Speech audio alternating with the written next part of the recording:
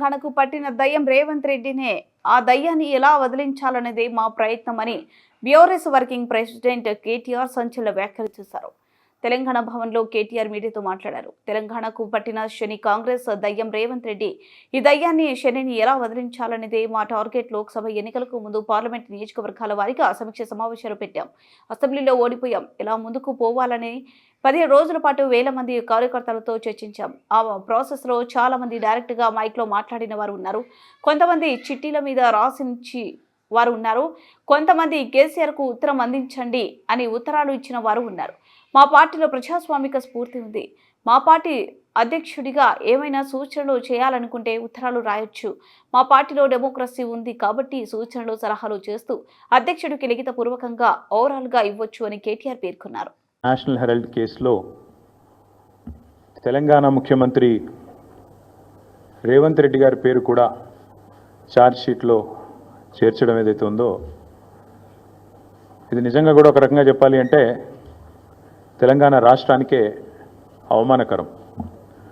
ఒక ముఖ్యమంత్రి స్థాయిలో ఉన్న వ్యక్తి ఈరోజు గతంలో ఎన్నో తప్పులు చేసి ప్రజాక్షేత్రంలో ఆనాడు భంగపడి తదనంతరం తిరిగి ఈయనకేమైనా బుద్ధి వచ్చిందేమో అని ప్రజలు అనుకున్నారు. కానీ చూస్తూ ఉంటే ఇప్పటికి కూడా ఆయన బుద్ధి కానీ ఆయన వైఖరి కానీ మారలేదు అని స్పష్టంగా అర్థమవుతూ ఉంది. ఇక్కడ తెలంగాణలో రేవంత్ రెడ్డి గారు గద్దెనెక్కినప్పటి నుంచి యంగ్ ఇండియా అని చెప్పి కలవరిస్తూ ఉన్నారు.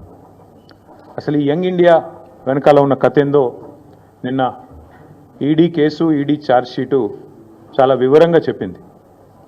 మనం గతంలో ఇక్కడ తెలంగాణలో 2015వ సంవత్సరంలో చూసినాం. ఓటుకు నోటు కుంభకోణం ఇంకెవరు కూడా మర్చిపోలేదు. అప్పటి నుంచి రేవంత్ రెడ్డి గారికి బ్యాగ్ మ్యాన్ అనే పేరు కూడా కొత్తగా, అంటే bat man, super man, spider man లాగా బ్యాగ్ మ్యాన్ అనే మంచి పేరు కూడా తెలంగాణలో చాలామంది పిల్లలు పెట్టుకున్నారు. అదేమో ఓటుకు నోటు కుంభకోణం, ఇదేమో సీటుకు రూటు కుంభకోణం.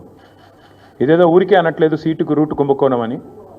స్పష్టంగా రేవంత్ రెడ్డి గారి గురించి నేను చెప్పడం కాదు, ఈరోజు మంత్రిగా ఉన్న కోమటిరెడ్డి వెంకటరెడ్డి గారే ఓపెన్గా బహిరంగంగా పత్రికా సమావేశంలోనే చెప్పినారు. ఈయన 50 కోట్లు పెట్టి పిసిసి అధ్యక్ష పదవి కొనుక్కున్నాడు అనే మాట ఆ రోజు స్వయంగా ఈనాటి మంత్రి, ఆనాటి ఎంపీ కోమటిరెడ్డి వెంకటరెడ్డి గారు చెప్పిన మాట.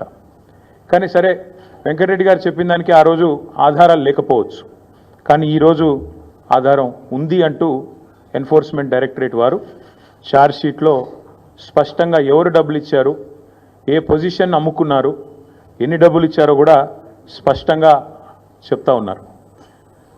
ముందేమో ఆనాడు పిసిసి కోసమేమో సూటుకు ఆనాడు పిసిసి పదవి కోసం బ్రహ్మాండంగా ఆ రోజు డబ్బులు ఇచ్చి 50 కోట్లు ఇచ్చి తెచ్చుకున్నారని వాళ్ళ కాంగ్రెస్ నాయకులు చెప్పిన మాట.